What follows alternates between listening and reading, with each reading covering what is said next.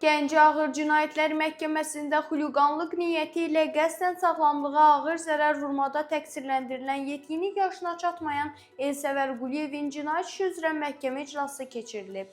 Məlumata görə hadisə 2025-ci ildə Şəmkir rayonu Kür qəsəbəsi ərazisində yerləşən parkda baş verib. İttihama görə Quliyev tanışı zərər çəkmiş Musa Kərimovla söhbət edərkən aralarında yaranmış mübahisə zəminində üzərində gəzdirdiyi turist bıçağı ilə zərər çəkmiş şəxsin bədəninin müxtəlif nahiyələrinə bir neçə dəfə zərbə endirib. Nəticədə Musa Kərimov sol əlindən xəsarət alıb ki, bu xəsarətlər sağlamlığın qısa müddətə pozulmasına səbəb olan yüngül zərər kimi qiymətləndirilib. Bununla yanaşı Musa Kərimov döş qəfəsindən də deşilmiş, kəsilmiş yara alıb. Ekspertiza rəyinə əsasən bu xəsarət sağlamlığın uzun müddətə pozulmasına səbəb olmaqla yanaşı insan həyatı üçün təhlükəli ağır zərər kimi qiymətləndirilib. Məhkəmə baxışı zamanı Elsəvər əməlini qismən etiraf edib. O ifadəsində deyib ki, zərər çəkmiş Musa onun yaxın dostudur və hadisə zarafat zamanı baş verib. Onun sözlərinə görə bıçaq təsadüfən zərər çəkmiş şəxsin böyür nahiyəsinə dəyib.